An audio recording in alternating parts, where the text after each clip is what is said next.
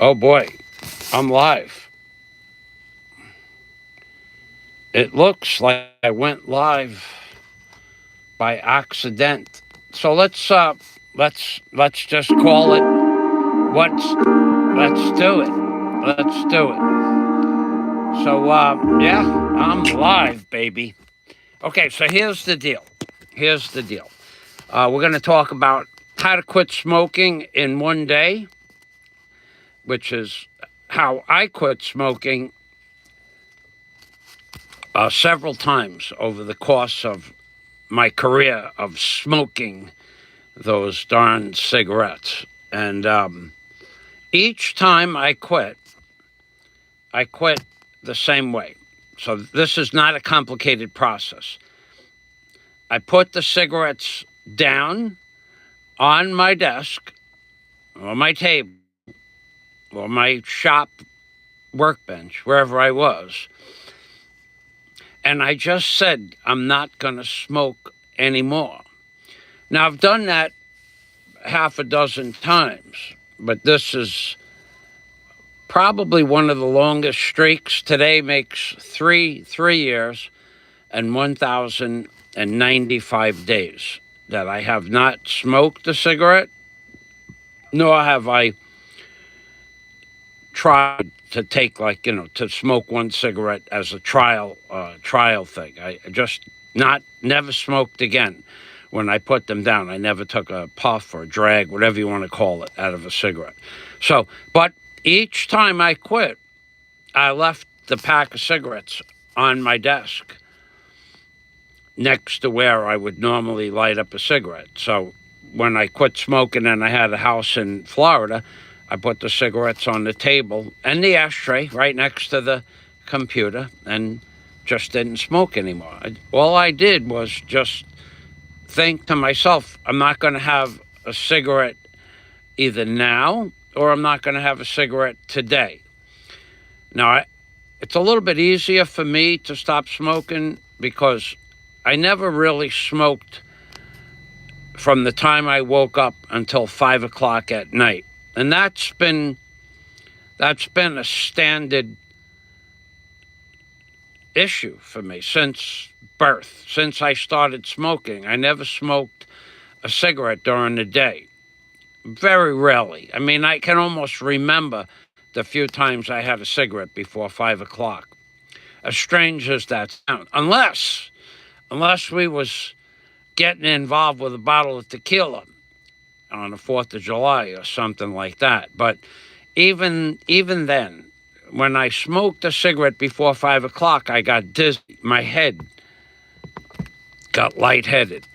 After 5 o'clock, though, I was good to go. It's a mental thing. There's no doubt about it. So when I quit smoking, I didn't already smoke for half the day.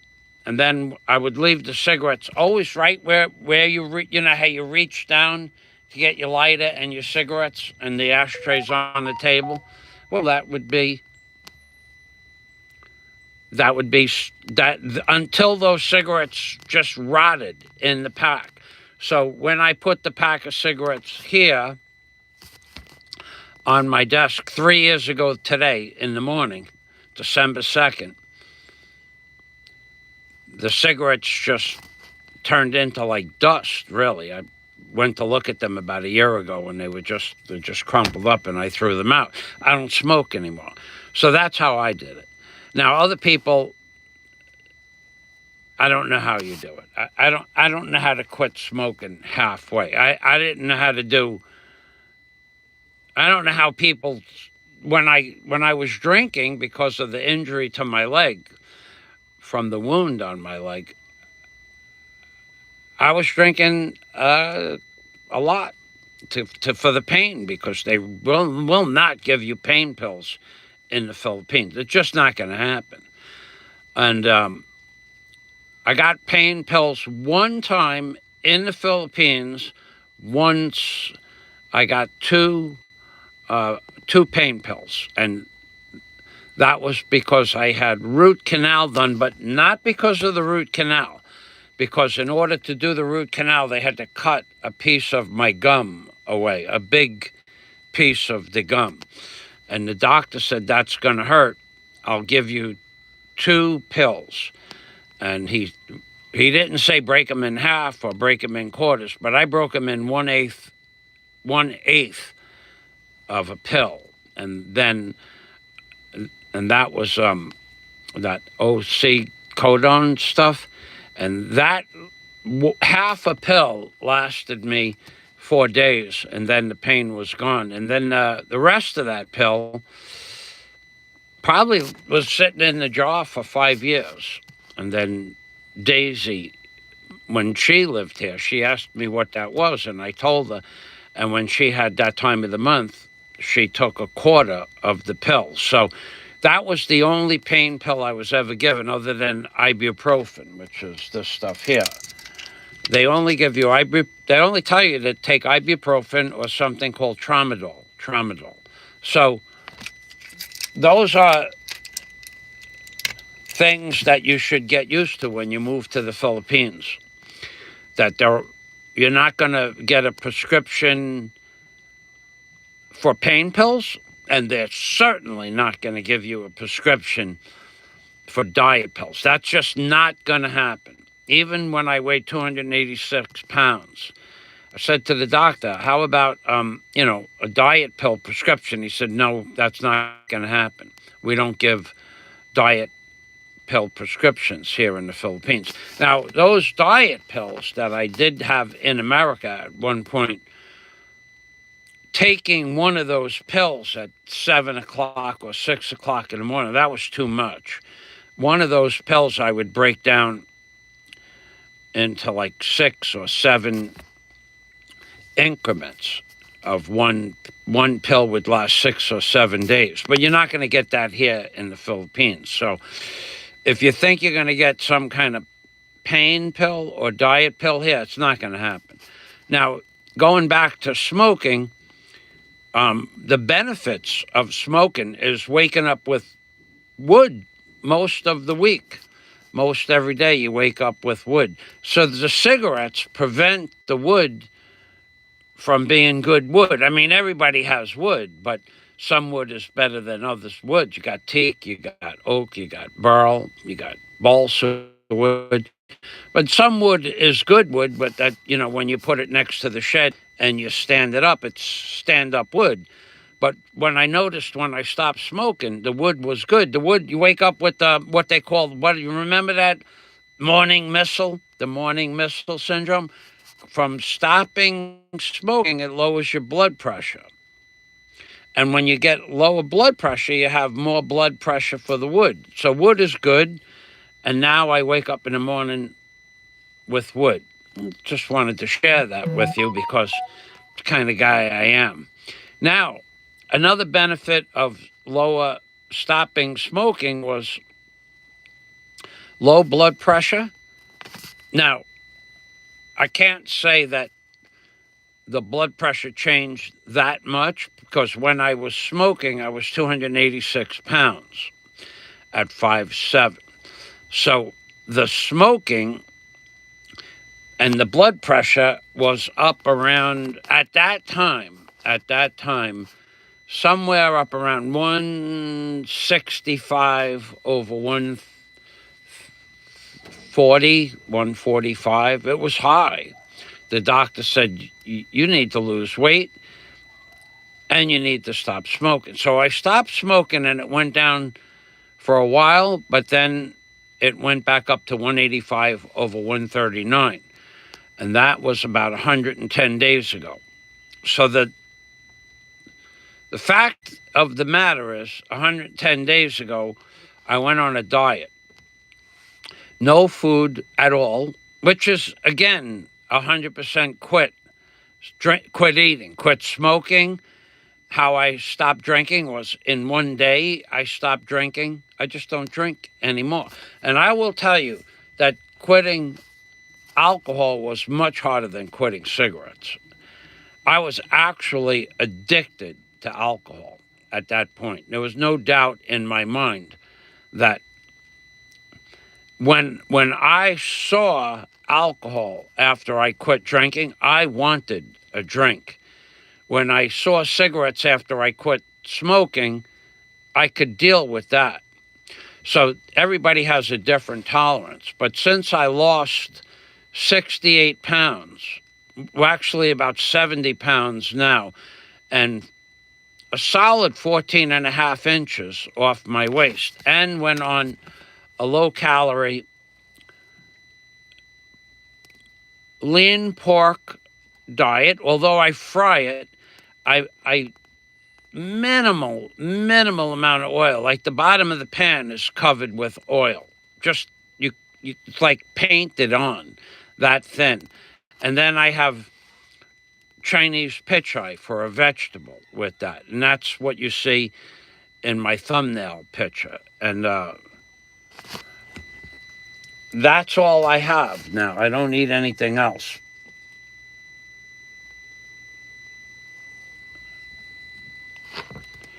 So the results of the diet are, I started out at 286 and a half pounds,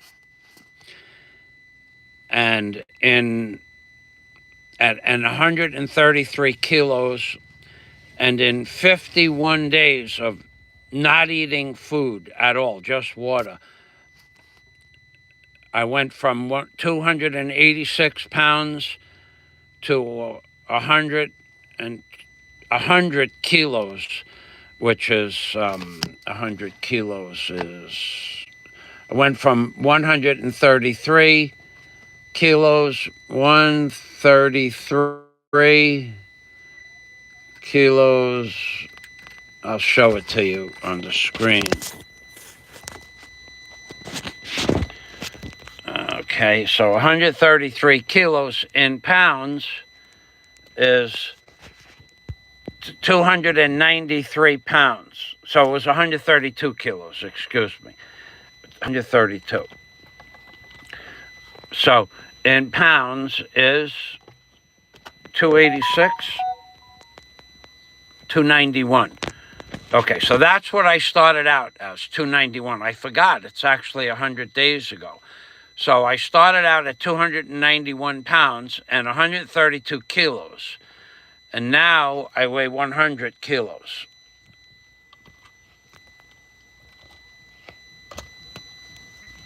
And that's 220 pounds. So I lost 71 pounds in 100 days of dieting. And that is 50 days only water, nothing else, just water with lemon for 50 days.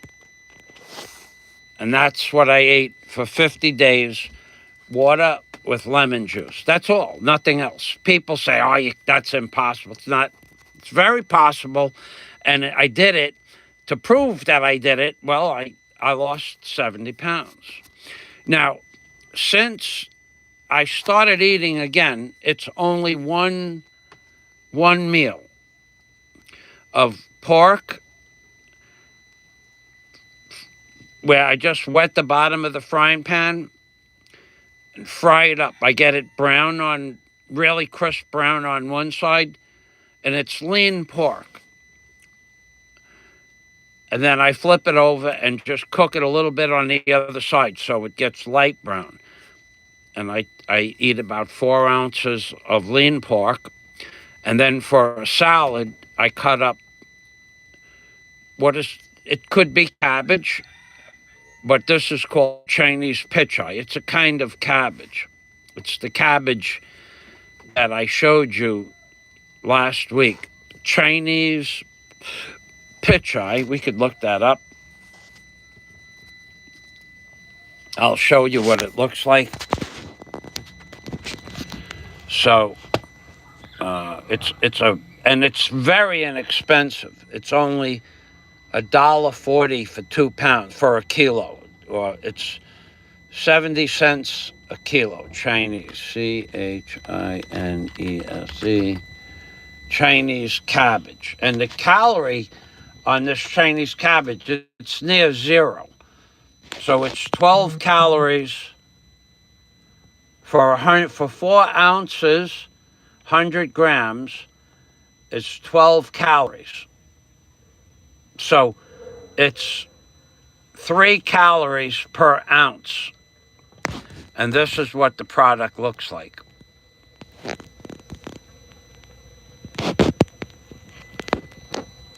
It's got long leaves, green leaves with a white stalk. And I eat the stalk and I eat the core at the bottom of the cabbage is the core.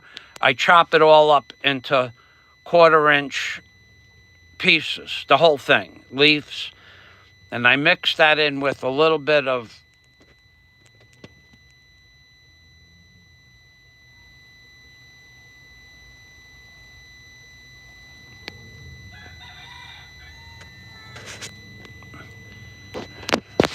mix that up with a little bit, 1 spoon of mayonnaise.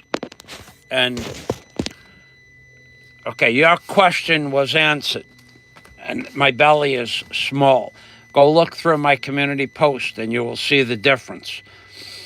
I don't know what it is that you want to see. You want to see my belly? Put $100 on the screen, because if I show you the belly, that will be showing skin on YouTube. And believe it or not, you're no longer allowed to show a belly or a chest, even on a man.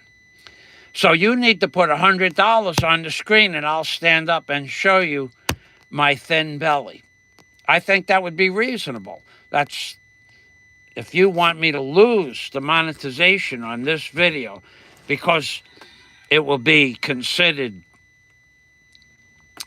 they consider it almost pornography to show a man's belly, even if it's thin, like mine is thin. So unless you have $100, you're not going to get to see my belly. So let's see what your response was to that. Seriously, on YouTube? Yeah, I'm serious. If I stand up and show you my belly, there won't be any commercials on my video. So I think it's reasonable. So I know you're not going to do that, so let's move on to the next topic, because you and I have talked about everything that I think I could talk about, the diet.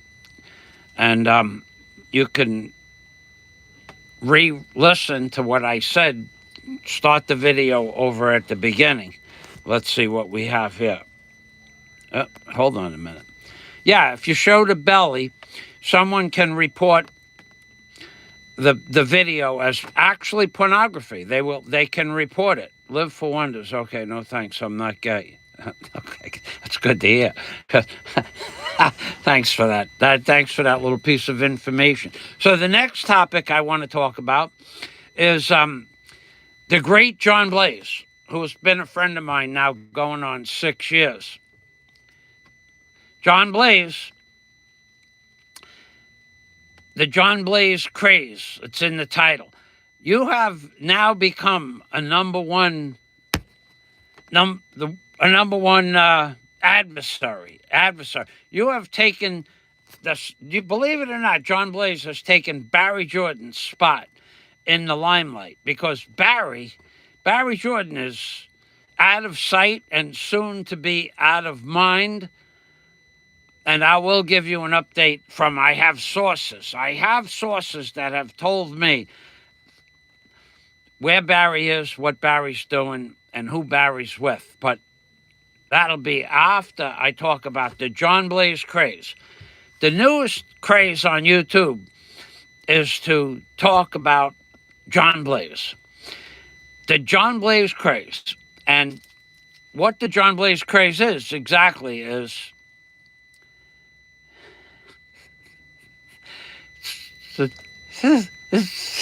John Blaze, he has his own dossier.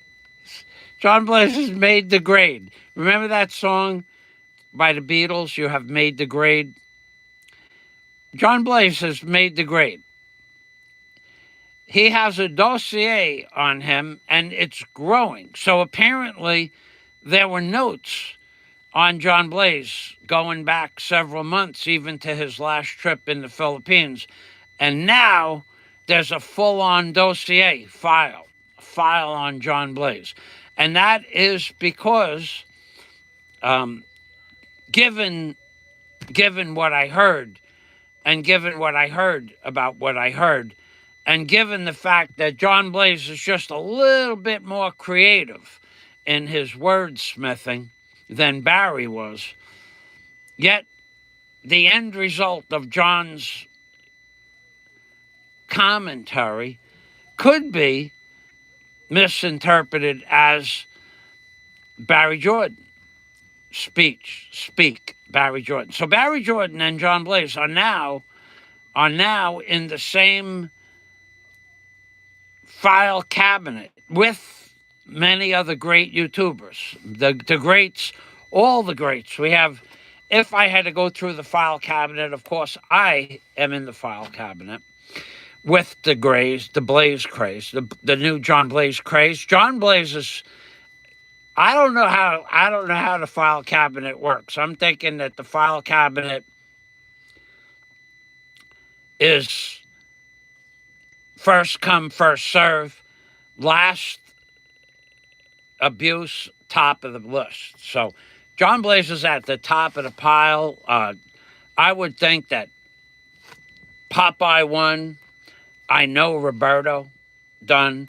You have Dave Phelps, Barry Jordan, Dave Phelps, PopEye won. Big Kev, Flywoods, Michael Thomas Fazio, and there's several others. Don C, he's there.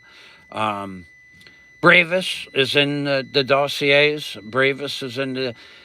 Not sure who else. There's quite a few people. But John Blaze is on the top now, so that we have to thank John Blaze. We have to thank John Blaze for the John Blaze Craze, and we have John Blaze to thank for no less than 5 videos that are still up, and there were probably 4 that I saw and missed because it was late and I went to sleep. I didn't get to see them all. But there are now, I believe, 9 videos dedicated to the John Blaze Craze. That's amazing. That is amazing. That somebody had the time to make 9 videos about the John Blaze Craze. Flying Circus. So my bikini life... Hey, thanks for stopping by, Flying Circus. Second, sound. There's no sound?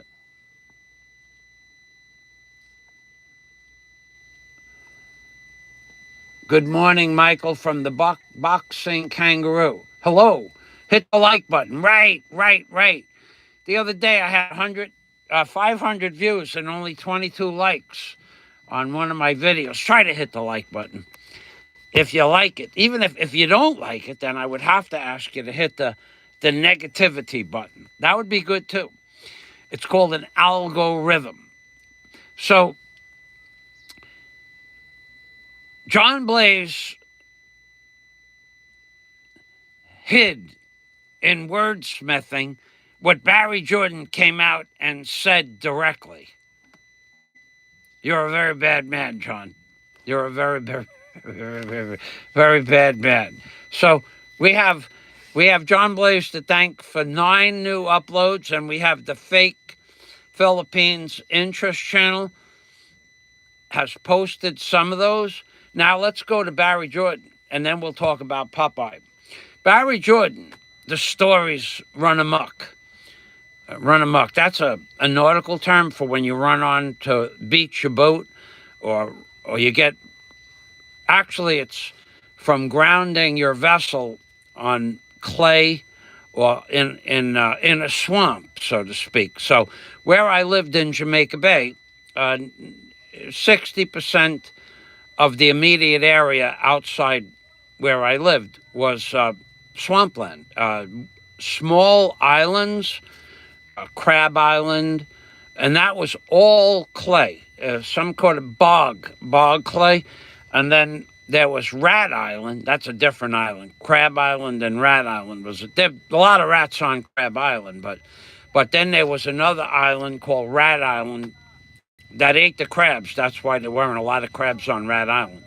And then there was Seagull Island, then there was Horseshoe Crab Island, but they were all islands. And surrounding the islands where I grew up, and I had a boat since I was like 6.5 or 7 years old, and I could travel around the bay with a little 3 to 5 horse motor on the boat. Are the marshes, the weeds grow, and then the weeds get the dust from the air, and then that dust goes down, and then another year the weeds grow, and then they die in the winter. And that creates something called bog. And bog is muck. When you stand on bog, your foot will go down far, up to your knee, at least. I mean, it's quite an interesting feeling to slip into 14 inches of muck. It's not sewerage water or clay, but it's muck. And it's a very soft clay. And to get out of it, once you fall into it, it's difficult. You got to crawl your way out. It's like crawling out of ice, but muck. And that's where the expression, he has run amok. Barry Jordan has run amok. John Blaze has run amok. And with the insults and the implications and what is big word, big new word on the internet, inference, INFERANCN. What is the inference to what John Blaze said yesterday? And if you want to see what John Blaze said yesterday, you're going to have to go to his channel and look. That man is a very bad man. He's a very, very bad man. So now let's see the comments, and then thanks. The sound is good, says live for wonders. Thank you. Flywoods is in on the list. He's on. Flywoods has a dossier. Good morning. Little fella removed all Blaze videos. Today, his new adversary is HUGH. No!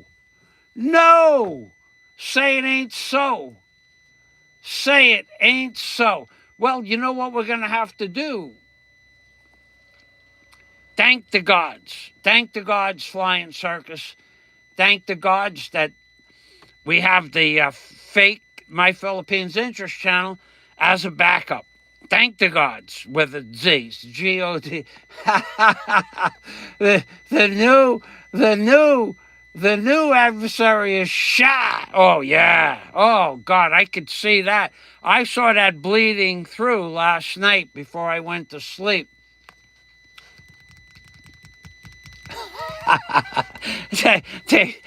Flying Circus says, Dave Phelps has his own dossier. He has his own file cabinet. That is true. That is true. Dave Phelps was the original psychological. And I'm going to tell you straight up and down, Dave Phelps is a piece of garbage. He's a piece of garbage. Don't make any mistake about that. And I'll tell you why. When I wanted videos that Dave had, I asked Roberto Dunn to ask Dave for the videos, and he did. He gave me a response that Dave has the videos, and he's going to give them to you. So I asked Roberto a week or so later, can I get those videos from Dave? He's going, well, let me give you Dave's address. So he gave me Dave's address. So I sent a mail to Dave Phelps, and I said to Dave, do you have those videos? And his response was yes. Will you send them to me? He said yes. But then he never sent them to me. So after I asked him for the videos 2 or 3 times, then I realized he's not going to send them. So Dave says that he's going to do something to help you. And then his final response was, if you can't win against your adversary in a court of law, why should I help you out? Which didn't make sense, because the videos that Dave had would have helped me win the case. And he knew that, because in those videos, there was not only audio, there was face was in the video. And Dave was a collector of videos. and files. He was recording everything. He may still be doing that. I don't know. But both Roberto and Dave confirmed that he had the videos that I had asked him for by name and date. And then Dave would never give me the videos. And then finally, after 2 or 3 requests for the videos, Dave said, well, if you can't win, now we hadn't gone to court yet, if you can't win against your adversary, why should I give you the videos? Well, you should give me the videos because he's your adversary too. So he's your adversary and has been for years. I'm going to court with him. If you give me the videos, it'll help. And then his response didn't make any sense. If you can't win against your adversary, why should I give you the videos? So he made promises that he had the videos. Roberto said he had the videos, and neither one of them, if they had the videos, they agreed they had them, but they wouldn't give them to me. And that's why I told Barry in no uncertain terms that Dave Phelps is not going to be a witness for Barry Jordan. It's not going to happen. Dave will promise that to you so that you ask him for a favor or ask him to do something and he says yes, because Dave is a psychological mess when it comes to self-esteem and self-worth because of his inner personality. I mean, I don't know why Dave is a psychological mess. Because the way he looks, I heard that he looks funny. I never saw him.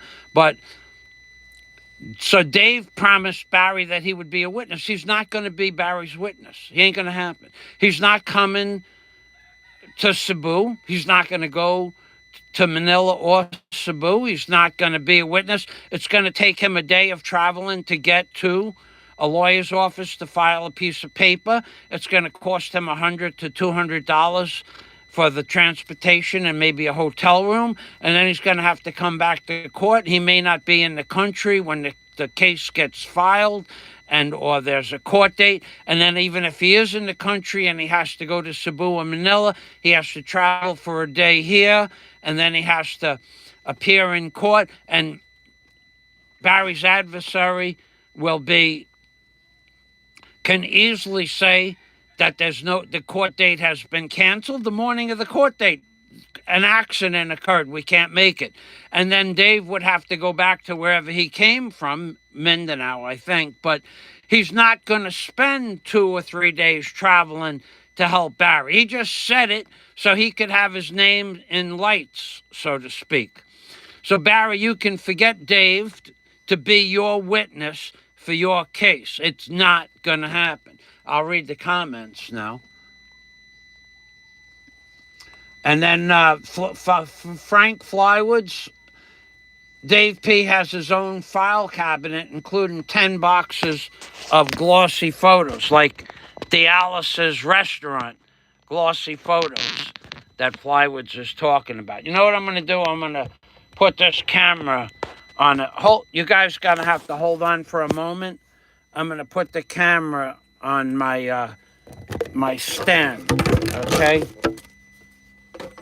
I'm going to put this over here. Up, orientation.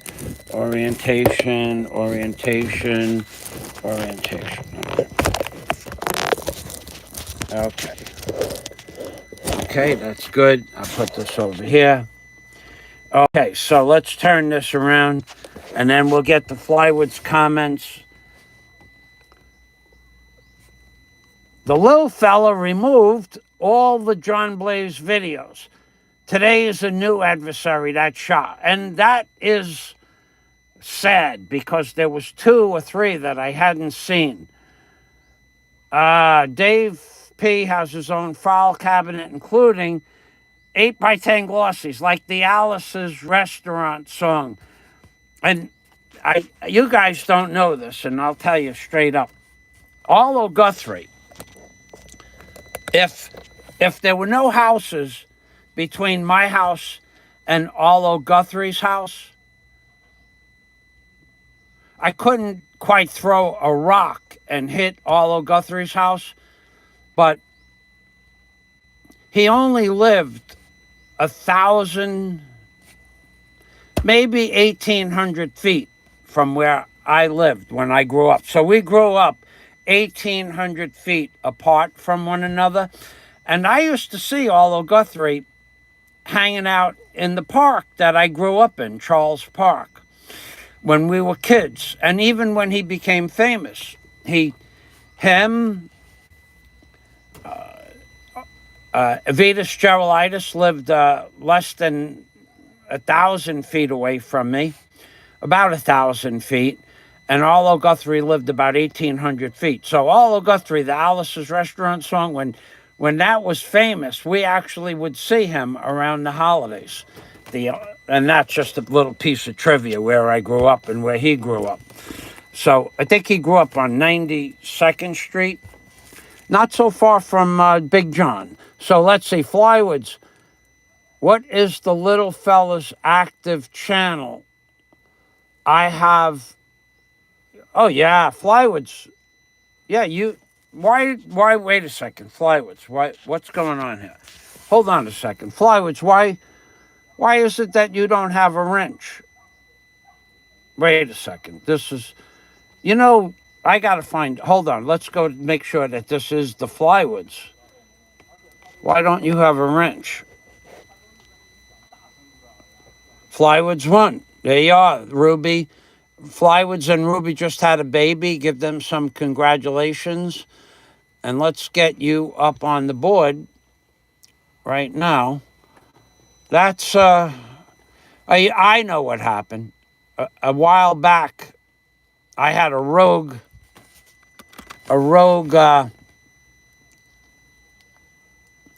somebody was blocking people on my channel, and I took away about 5 wrenches.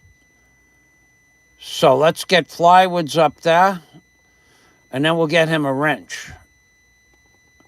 So this channel here, Flywoods 1, now he does drones, and him and his lovely wife, Ruby, who does TikTok videos. Ruby does TikTok, and Flywoods, he's a musician. He plays the guitar. So they have a channel that's worth visiting, and they live in the Philippines, and they live in Mindanao. So let's go back here, and we'll get Flywoods channel up here on the, and then we'll get him a wrench. All right, so let's paste it 3 times. You guys might want to subscribe to Frank Flywoods channel. Let's go here. Okay, so let's... Well, all right, hold on a minute. Flywoods... let's get him a wrench so he can post. Ed as a moderator. Okay, yeah, you can post the links to your channel and videos, Flywoods, Frank. Flywoods has a first name that's Frank. His name is Frank Flywoods 1. I don't even know who you are, Johnny's Combat and News. I'm not real sure who you are.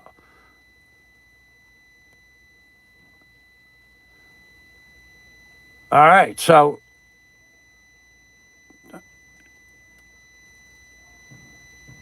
so this is me. You growed up with him. I did. I growed up with Arlo Guthrie. I growed up with Vitas Gerulaitis. I'll tell you Vitas Gerulaitis. So this is a true story. So I lived on 163rd Avenue and 99th Street, in between 162nd, 163rd. Now, Vitas Gerulaitis, he lived at 159, probably 35 or 29. 159, 25. So he lived 3 blocks, and the blocks were about 600 feet 500 feet long. So he lived 1,500 feet from me when you add the avenues. But that's the long way, the block. Now, Arlo Guthrie, he lived 6 blocks, but they were the short blocks, 200 feet wide, plus the streets. There were many, many people that I grew up with in Howard Beach. There was a lot of influential people that later became famous where I grew up. Vito Antifermo, who I did not know, but I used to eat at his restaurant. He had an Italian pizzeria. I think it was on Atlantic Avenue, but I only ate there a few times. But you could go talk to Vito Antifermo. He was the middleweight champion of the world. I don't ever remember talking to him. I might have said hello, but he was an older guy by 5, 6, 7 years, and he would talk to you if you wanted to talk to him, but I had nothing to talk to him about. So, but he had a restaurant. So, but we grew up seeing Vito Antifermo. John Gotti, of course. John Gotti lived about 2,000 feet away. So there was a lot of famous people. And then the rest of the people, like Mike, the Lucchese family, from where I lived on 95th Street, the Lucchese's were just 200 feet away from where I lived. So those are the families, the Italian families. From where I lived on 95th Street, you could see the Lucchese business, and I won't tell you the name of the business, and you could see if you stood on top of my roof, you could see the roof of John Gotti's house. That's how close we lived together. Howard Beach was a very, very influential area. There's a lot of people that became famous later on, people that you didn't get to talk to or meet.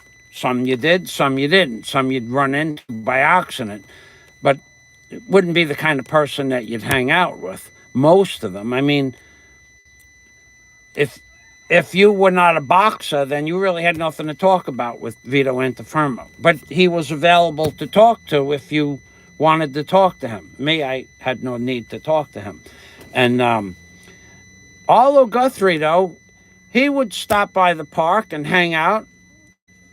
But Vitas Gerulaitis, now he was a cool dude because he was a little bit closer to our age.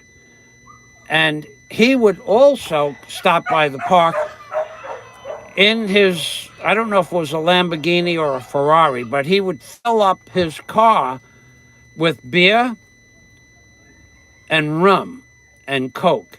And he would drop it off at the park when he became famous, because there were people that grew up with him in Howard Beach that he was friends with, and the park was where everybody hung out. Charles Park, not Forest Park. And he would drop off, on occasion, he would drop off a couple of cases of beer and a couple of bottles of rum and a couple of bottles of Coca-Cola and just drop it off and say, hey, how you doing? Because there were people that were his friends at the park. So, yeah, I grew up in a cool place to grow up. Plus, I had a boat. I'm boatless now, though. I have no boat now. So Flywoods can post those videos, links. Let's go to this fella over here, Johnny Combat. We can get you a wrench, Johnny Combat, if you're still here. We can do that. We can do that for you. Let's see what we could do here. Let's see. Do you have any videos? We're waiting. Do you have videos? If you don't have videos, there's no chance of you ever getting a wrench. No chance at all. Boxing Johnny. Boxing and Johnny. Oh, see, talking about Vito Antifermo. He's into boxing. I don't know anything about boxing, about the greats. This fella, Tyson Fury, I don't even know who he is. I've heard him mentioned, but I don't follow boxing, so I wouldn't know who he is. I heard he was a good boxer, but I don't know who he is. I never watched the fight, And if you asked me which one of these guys are Tyson Fury, I would have no idea. So I can't tell you who it is, but you have quite a bit of subscribers. Johnny's Combat and Talk News. Okay, so thanks for stopping by, and thanks for the comments. So let's go over here. I thought maybe I would know you. So Flywoods is not here anymore. So the Drunk Irishman. No, Drunk Irishman, I don't watch boxing. Nope, don't watch it. Don't know who, don't know anything about boxing. In fact, I went to a few matches at Madison Square Garden with the local fighters in my area.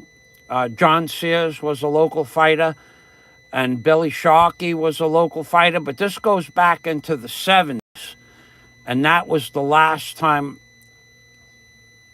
I was in Madison Square Garden for a boxing match, and since then, I didn't watch any boxing matches. I think I watched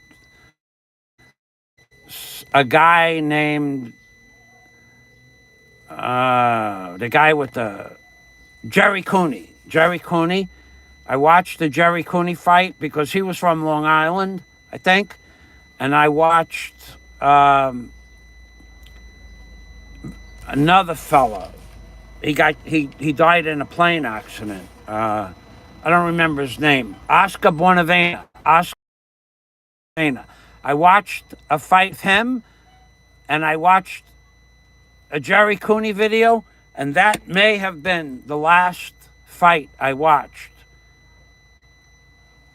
that I can remember. Now, of course, we've all watched Tyson fights, but I watched them as reruns later. So if you asked me who Mike Tyson fought, I will remember that Mike Tyson fought Butterbean, I think. Either they were going to have him, but I don't remember if he fought him. That's how much I remember. I watched Butterbean's reruns. I thought he was pretty cool. And maybe I think there was a fight between them because they met on a late night show. But no, I've never watched a boxing match since Jerry Cooney's fight. Whoever he had a fight with, I think it was George Foreman.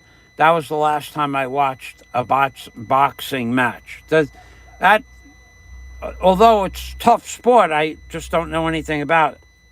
Concerts, yes. I went to every concert I could afford to buy tickets for, I went to. I've seen Jethro Tull. I've seen Yes several times in New York City when they played. Maybe twice I saw them in 1 year, and then once years later. I saw Pink Floyd about 5 times. Moody Blues, I saw it in the Village when they were called the Underbelly something, the lighter side, belly fat, some weird name they had. I saw them in a little place in the Village. Bob Dylan, I saw in the Village. Alice Cooper, I saw in Manhattan. Frank Zappa, I saw in Manhattan. Quite an interesting. I actually got to talk to Frank Zappa backstage with Frank Zappa. And that was cool. Let's see.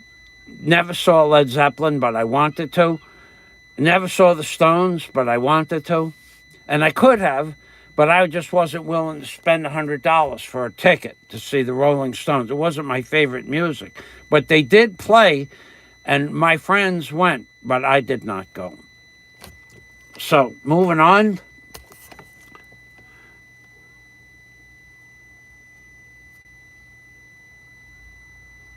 My name is Michael Fazio. It's in the title of my channel. If you go to my channel, my name is in my channel.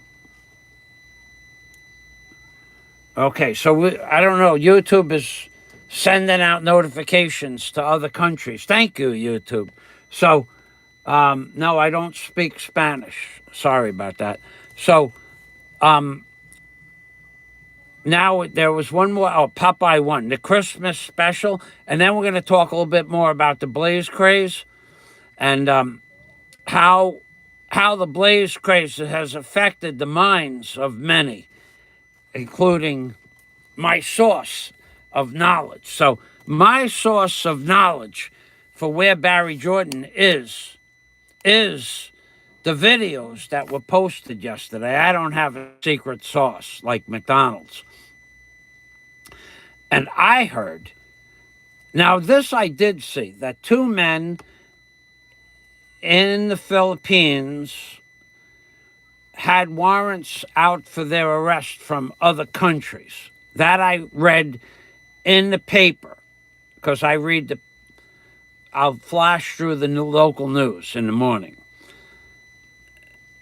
So there were two men with outstanding warrants from another country, and they were both arrested and put into the jail / detention center where Barry was being detained. But after Barry disappeared that day. So Barry disappeared and two men got brought to the same place. So my only source of news has somehow mentally arranged inside my source's mind that Barry Jordan, the great Barry Jordan, is now, even though Barry Jordan gone off YouTube, even though Barry Jordan was in Malaysia or Singapore or Taipan or wherever Barry was, in another airport in another place, in photoshopped images, Barry had left the building. But my source of information that knows everything there is to know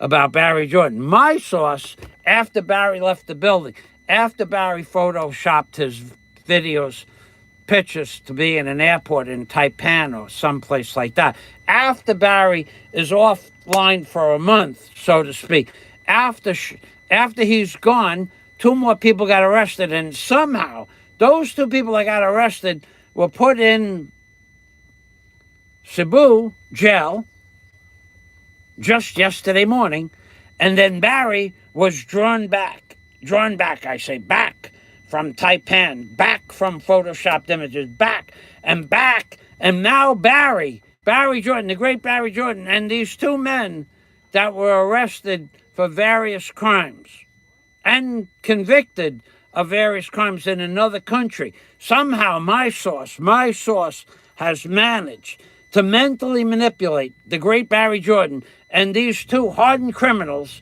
that they're all in the same jail cell, and Barry Jordan has to wear now Teflon underwear when he takes a shower. Because my source is the source of all knowledge and all knowledge. And I get my source of information from YouTube videos. So if you watch YouTube videos, you can't get your information from a lawyer, because even my source, he gets that information before the lawyers. Now, I will tell you pretty much from my source. And when I do this, it's like when Johnny Carson did the Karnak, the great Karnak, where the information just comes into his front or brain, his head. My source said that the earliest court date for Barry would be in the first quarter of next year, 2024. Which leads me to my next topic. If my source, I believe, is telling the truth, and I'll tell you why. Okay, so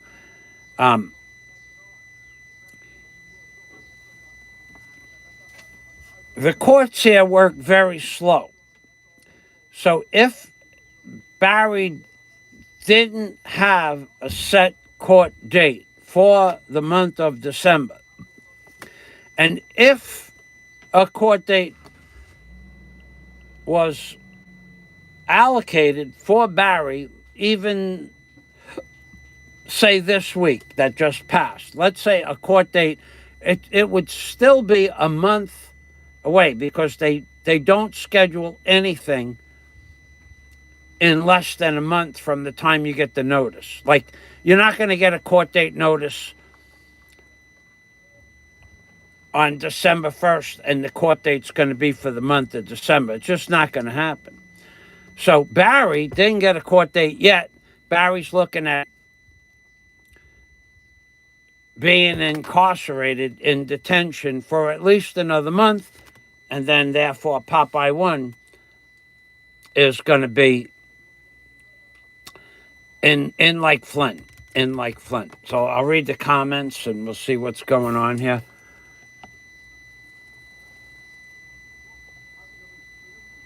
Okay, so Barry disappeared. Yeah, Barry's gone. He's not here anymore. So let's see.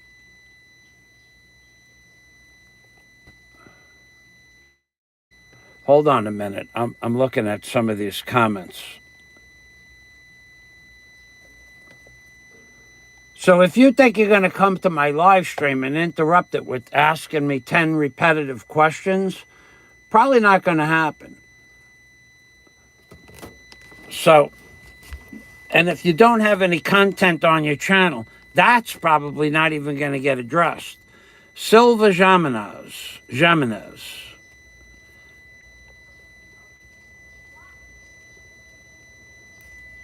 I don't know. You're not spamming up my page, so that's not going to happen either. You could try. What's this? Chocolate. No, that's coffee. That's coffee.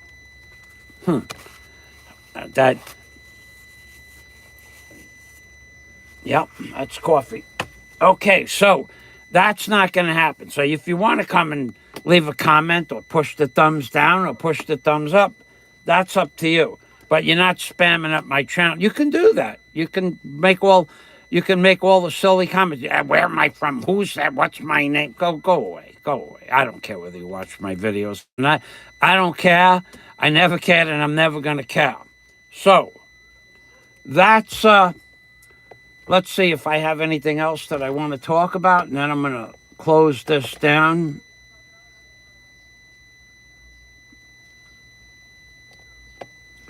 What amazes me is the amount of people that are on YouTube with no content at all. None. No content, no videos, nothing about themselves, no subscribers. And they go to other people's channels and ask,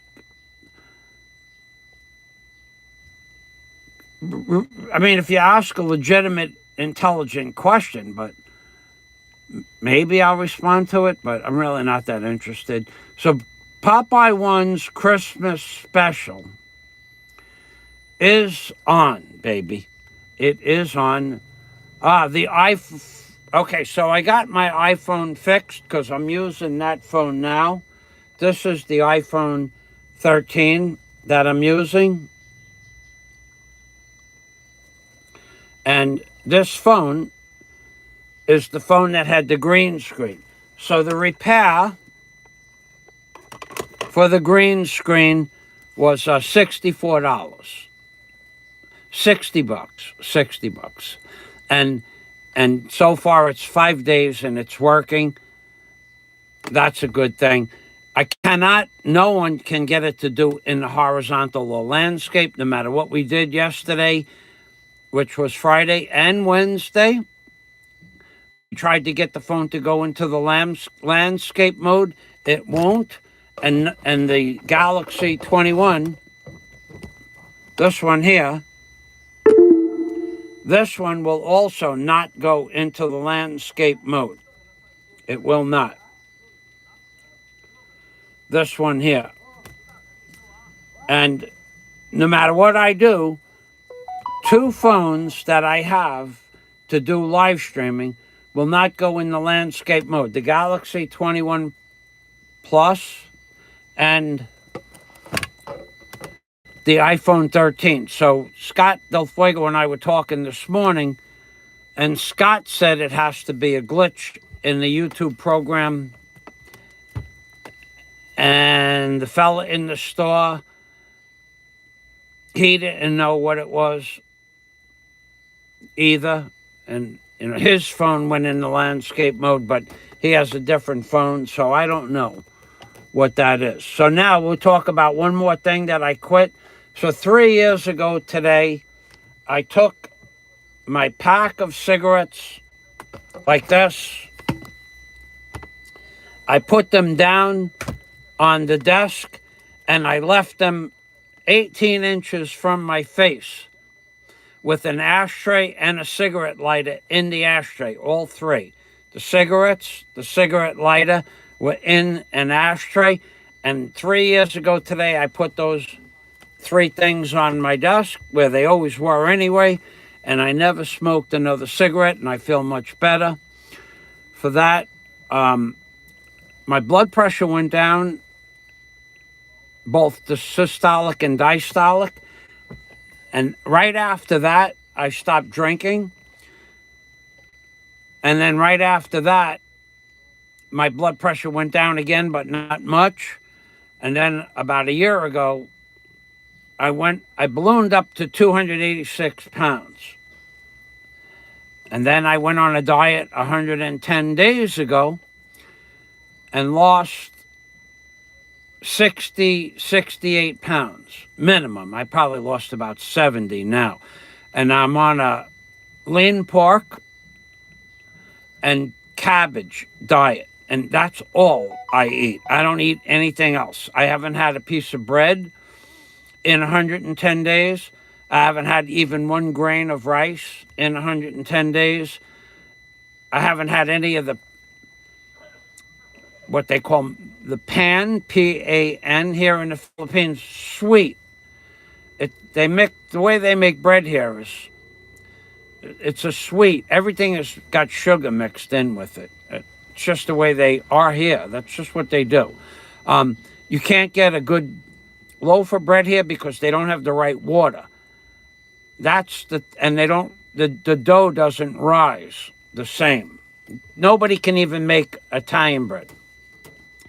In other parts of the Philippines, maybe they can make a bagel and Italian bread, but here in Bohol, the water is not good to make bread rise. So but I don't eat their bread mostly anyway, but not a single piece of bread, not a single piece of cake, not a single grain of rice. And my sugar intake is 1 teaspoon, baby spoon of sugar a day. So I've maintained the 68-pound weight loss plus 2 more pounds, 2 more kilos over the course of 4 weeks, over the course of a month since I started eating food again. So I'm down to about 100 kilos. 100 kilos. What was 100 kilos? 100 kilos from 132 kilos. So I'm down to 222 pounds. Here it is, right here. So I am 68 years old. So I weigh 100 kilos. I'm at 220, and I was 132 or 291 pounds. So I lost 71 pounds in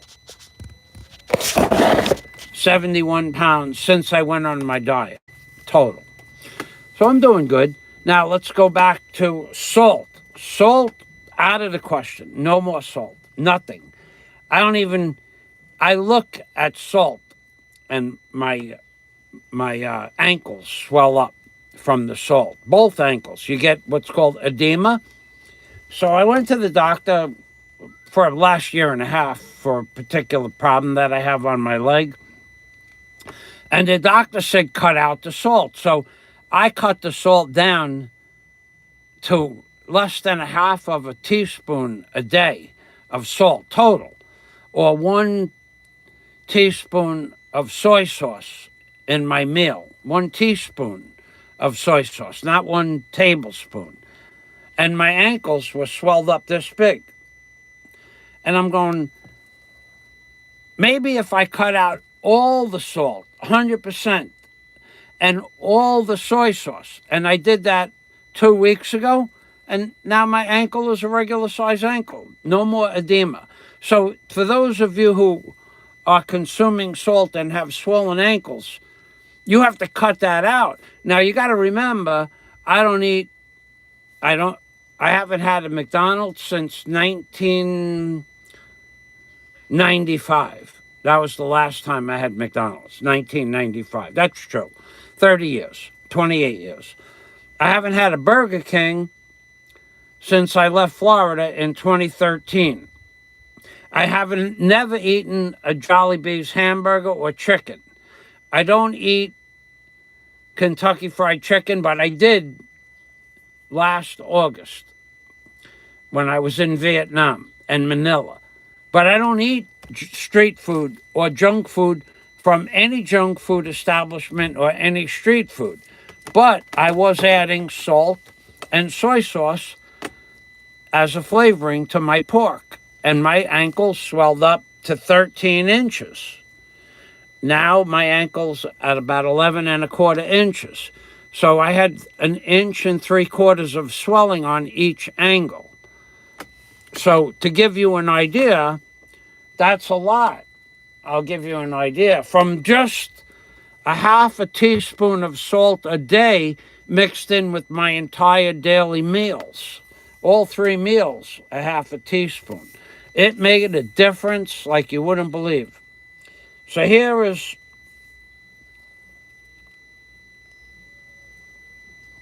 11 inches as my ankle now.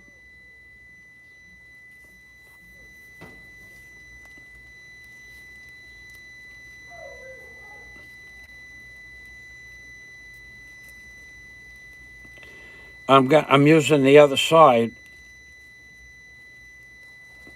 And this is 13 inches.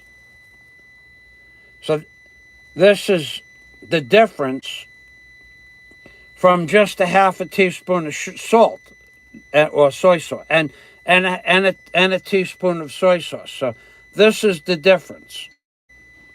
My ankle was this big every day for a year, 2 years, and now it's this big from just cutting out salt. Made a difference. If you guys have what is called edema on your legs, and that is the swelling of the ankle and the calf muscle, my calf muscles on my right leg was 23 inches. 23 inches from eating the salt. So I'll show you what 23 inches is.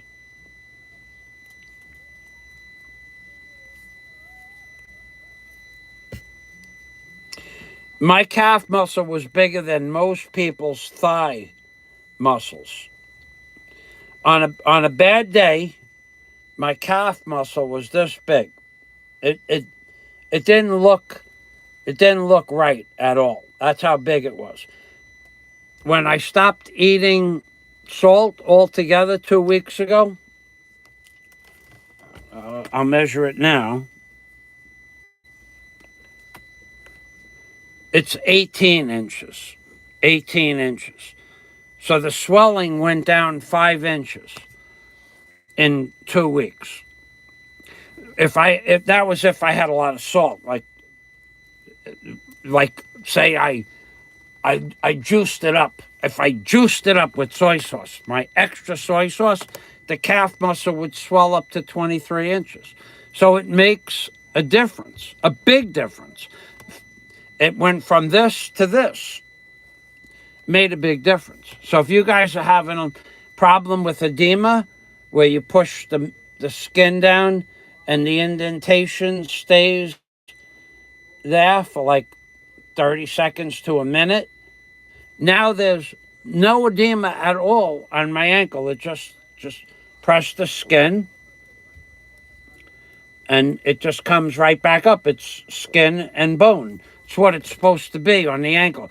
Before, I had a 1/2 inch of water retention on the ankle. So I'm just trying to help you out. And from going on the diet, my blood pressure went from 185 over 139 down to 120 last Wednesday. I had a check, 120 over 85, back to normal, back to 100% normal. But no salt, no soy sauce, no street food, no McDonald's, no Jollibee, no Kentucky Fried Chicken, no processed meats at all, no salami, no pepperoni, no cheese. Do not eat cheese if you have high blood pressure. Cheese is mostly salt. Cheese is a large percentage of salt. Good cheese, that's what makes it good, salt. And now they're adding monosodium glutamate, MSG, to most food products. I don't eat anything at all. I eat meat and I eat vegetables. That's it. Nothing else. So, but the blood pressure went down from where the doctor said you're going to die. It's not going to, it's going to happen one day. It's definitely going to happen. It might not happen today, but it could happen today with the blood pressure that he took. So that's what made me go on my diet. The doctor said, he goes, you're living on borrowed time. You're not going to, and then I work or walk or go on the beach and take my walks in the middle of the afternoon. I do it in the sunny time of the day. I like the sun. I want the vitamin D, but it's hard on the body. And at that blood pressure, it could be devastating. So I'm going to go back to the comments now and then see if there's anything else that I want to talk about. All right, let's get rid of Johnny's Boxer channel thing there. Let's take a look here. Okay.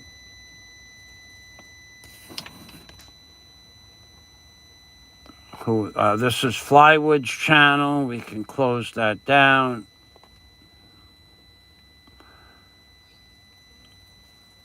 That's the comment. Let's go here. So I did the iPhone 13.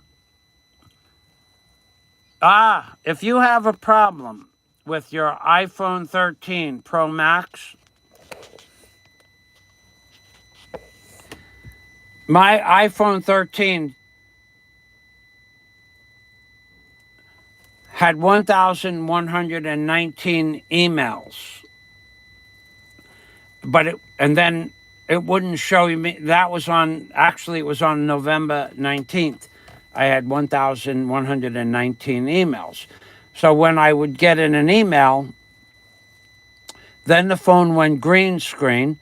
And then when I had it fixed on Wednesday, I couldn't open up my emails. Couldn't see anything after November 19th. If you have too many emails in your iPhone, it just won't open them up. What you have to do is you have to open the email and read it, or just open it as if you were going to read it and then close it and then delete it. Because I had 1,119 emails, and the fella at the phone store said,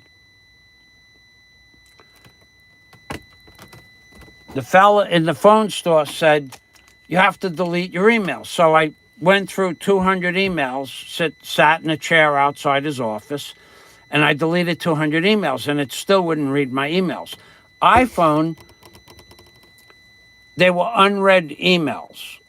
They were unread. In other words, I did not open them up on my iPhone. I opened them up on my personal computer, but not on my iPhone. On the iPhone, in order to delete the email, you have to open the email, look at it, then close it, and then delete it. So I deleted 200 emails, and they didn't delete because I didn't read them. The ones that I read, they deleted. But the ones that I didn't read, they wouldn't delete. I'm going, why won't they delete? And then the fella explained to me that in order to delete the email on the iPhone, you have to open it up on the iPhone and read it. This way you can't make a mistake and delete an unread mail. That's what he explained to me. So I went through the emails again. I opened them up to read them. I peeked at them and then I closed them, and then I pushed the delete button and 200 of them deleted, and now my mail comes in the way it's supposed to. So that was a trick on the iPhone, that the Samsung, you delete the email read or unread, spam or not, it goes away.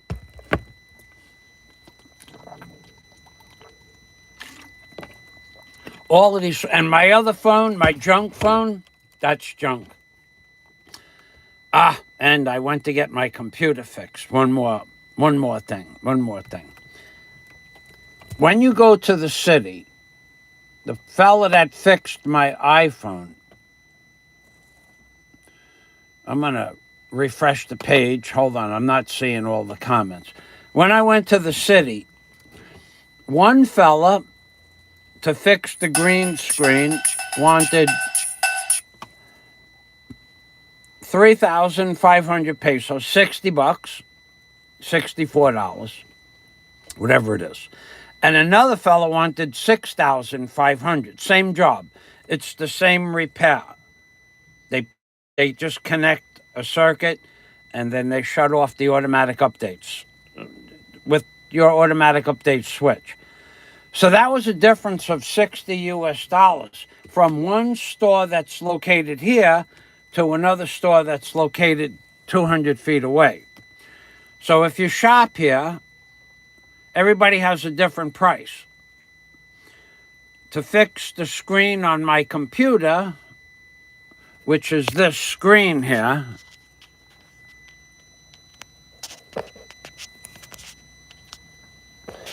see, the screen on the computer is broke.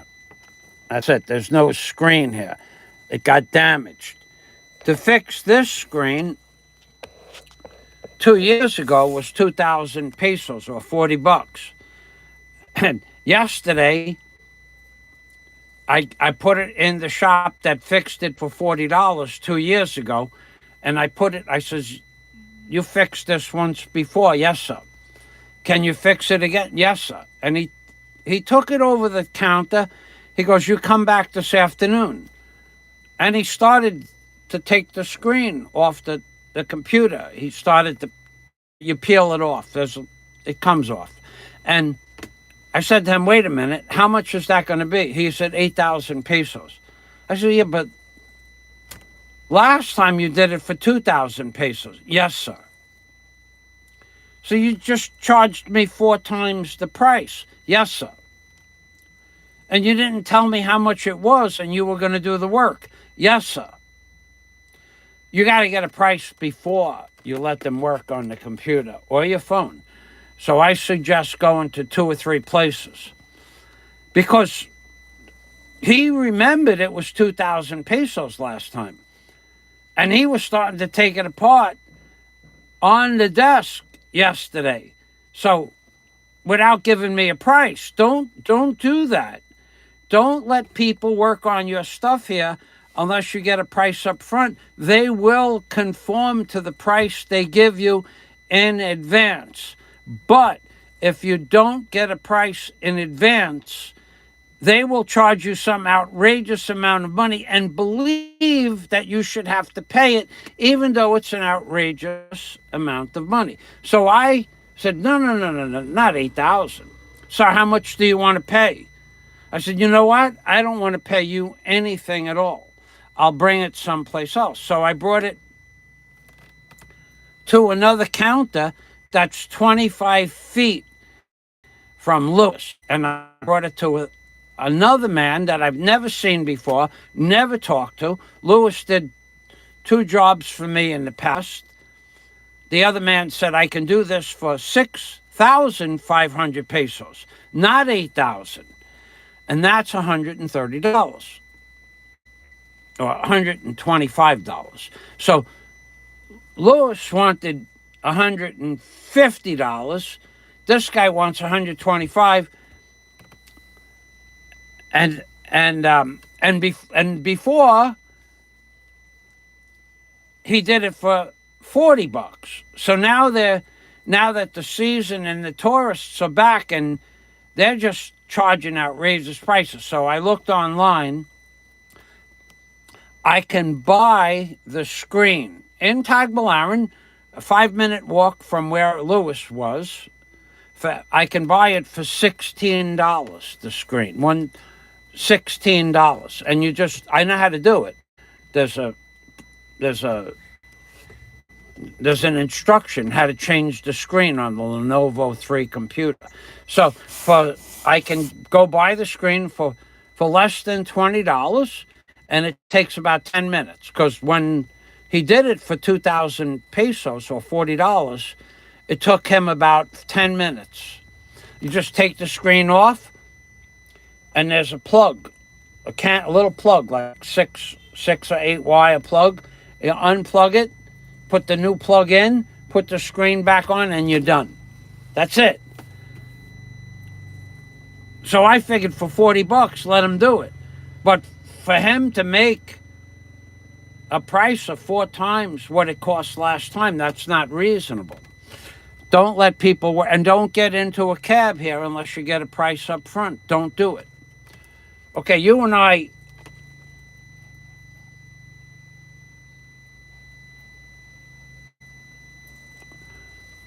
are about done here. In fact, we are done here. Thanks for stopping by. I'm Ping Permy from the Philippines, baby. DNC says there is so much salt in the food here now. Man, DNC. I don't, all right, that's another thing. Since,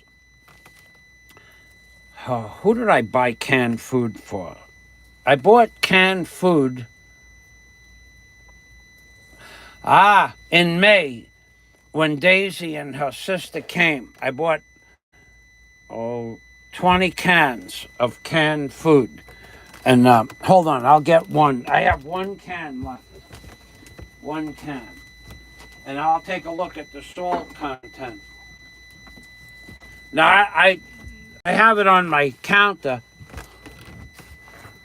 because I wanted to give it to one of the neighbors. I'm not going to eat it.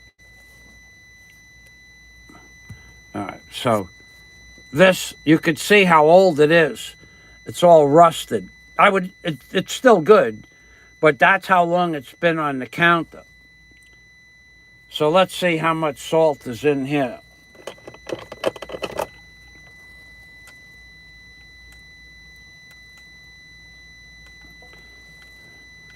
%14 of your daily salt intake is in this little can. It's 320 milligrams.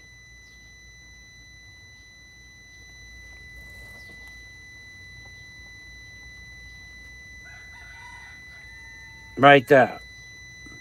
320 milligrams of salt. Now, I don't know how much that is,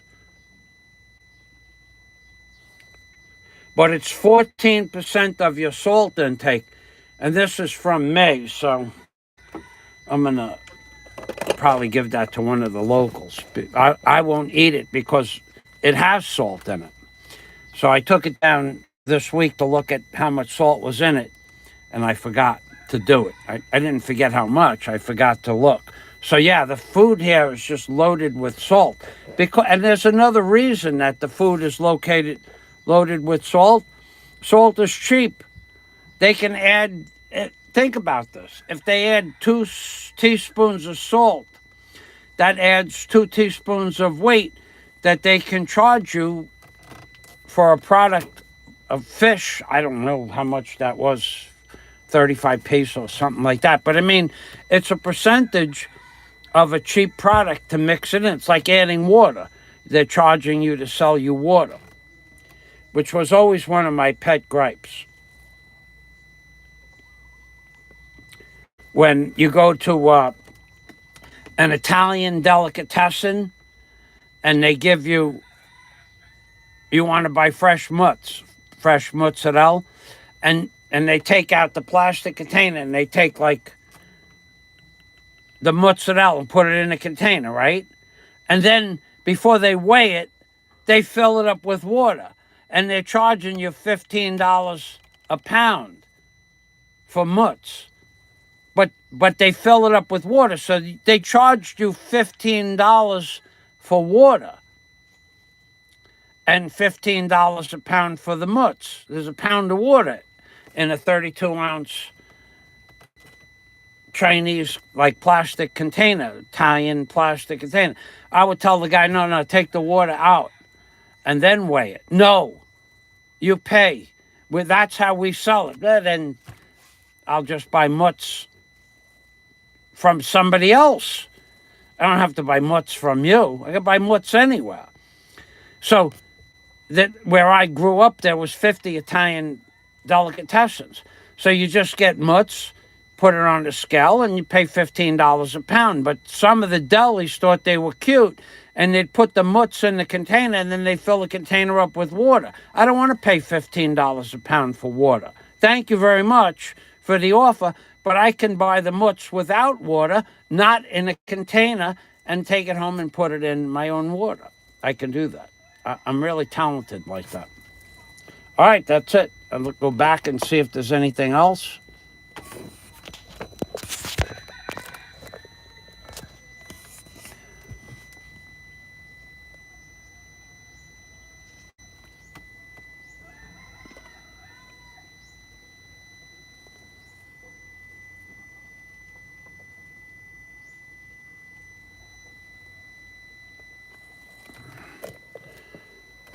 Yeah, the leg wounds, since I stopped with the salt, yeah, they're almost gone, the leg wounds. They're almost gone. But that had nothing to do with the salt. Well, the salt, stopping the salt certainly helped and increased the healing speed, but it's only 2 weeks since I stopped with the salt. The wounds are going away on their own, but the salt has made less swelling in the legs, which has to make a difference. How much difference? I don't know. It'd have to be long-term to figure that out. Thanks for the question. All right, then, umping, let's see, one more. Is there anything else? Is there anything else?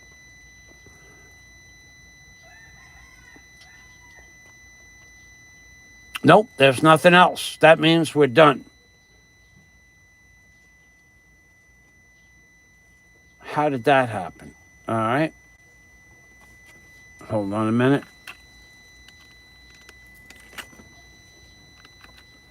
Okay. That's it. We're done. Thanks for stopping by, DNC. Thank you. Have a nice day, everybody. Zap. You and your 26 questions. Live for Wonders, DNC. This is me, Umping Permy from the Philippines, baby. Soy, I don't know, YouTube. They've been sending me people from Brazil and other places, like Taiwan, stuff like, we're barriers in Taiwan. So let's look forward to Popeye 1's Christmas special, and let's look forward to John Blaze stopping those backhanded, left-handed back slaps to Barry Jordan's adversary. John Blaze, you're a bad man. You're a very bad man. Damn, John. I saw what he said that you said, and I saw what he said you said is true what he said that you said what he said that you said. And that just ain't right, John. What you said about him is the same thing that Barry said. And what Barry said and what you said is the same thing, that you both said the same thing.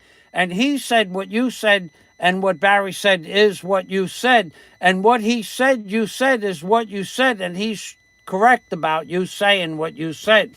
And that is just wrong. John Blaze, you are a very bad man for saying what you said, and you know what you said. I know what you said. He knows what you said. I think that you and Barry said what you said because you guys said what you said behind the scenes to get him going, and you got him going. John Blaze, you're a bad man. Stop that. Stop it now. You're a very bad man. And you guys out there that are still smoking cigarettes, which is in the topic of today, you gotta understand there's only one way to stop, and that's just to take the cigarettes. This is what I did. Take the cigarettes, take the cigarette lighter, clean the ashtray, put the cigarettes and the lighter in the ashtray, put it next to your computer, and just say, I don't smoke. I don't want a cigarette now. I won't have a cigarette today. And if you do that every day, today is 3 years, baby, 3-year anniversary, not a single cigarette. I feel much better. I feel better sharing that with you as well. Smoking them cigarettes, I don't even want to tell you how much I enjoyed smoking cigarettes. I loved it. It was the favorite thing to do. I like the smell of smoke. I like the taste of the smoke. I like the way the smoke feels going into my lungs. I like the way it tastes on my palate. I like the feeling of breathing in the cigarette smoke and then breathing it out through my mouth or through my nose. I enjoy smoking cigarettes. It's not like I hated it. I loved it. I would just look so forward to my first cigarette after 5 o'clock. So I know how you guys feel. But the difference between me and you is I liked smoking. It wasn't a habit. It was a habit, but I liked it. And I still like the idea of having a cigarette. I just don't smoke anymore. Big difference between having a habit and being strong-willed. Of course, you got to remember, one of the big benefits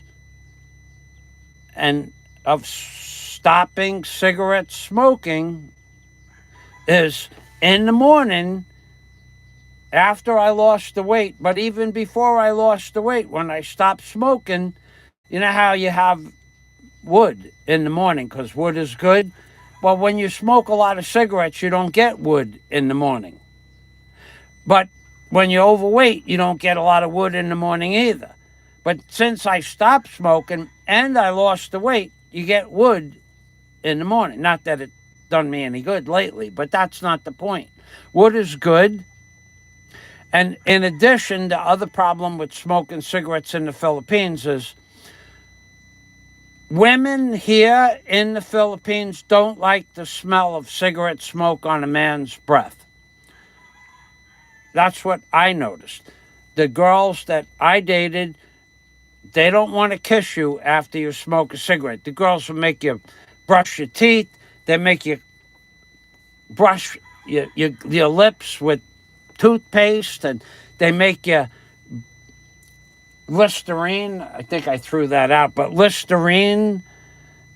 They don't want to smell cigarette smoke on your breath. So if you're having problems kissing your woman, or your woman is having problems kissing you, that might be the reason. It might be they don't like cigarette smoke on your breath. That's true. It's what I found to be true.